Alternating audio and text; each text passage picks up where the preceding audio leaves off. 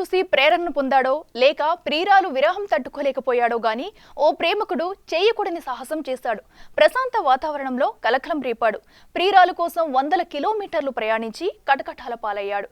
ఏంటా విరహ ప్రేమికుడి love story ఇప్పుడు చూద్దాం.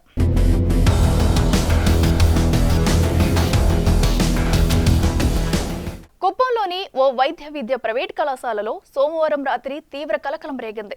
మహిళల వసతి గృహంలో ఉన్న అమ్మాయిలు అంతా బయటకు పరుగులు పెట్టి కేకలు పెట్టారు.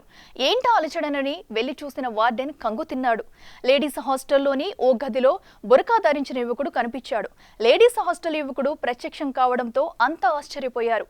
యువకుడిని గదిలోని బంధించిన సిబ్బంది పోలీసులకు సమాచారం అందించారు. దీంతో రంగంలోకి దిగిన పోలీసులు అసలు విషయం కక్కించారు.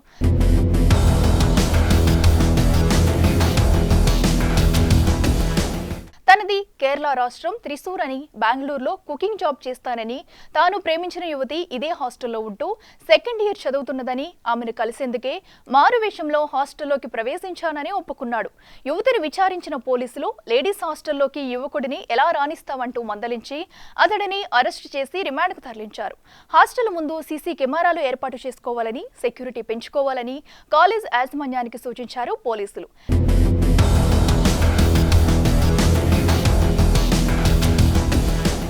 ఏది ఏమైనా ప్రియురాలి కోసం మారువేషంలో వెళ్లి కటకటాల పాలైన యువకుడి స్టోరీ ఇప్పుడు స్థానికంగా చర్చనీయాంశమైంది. మరి దీనిపై మీరేమంటారో కామెంట్ చేయండి. For more videos like this, subscribe Big TV channel.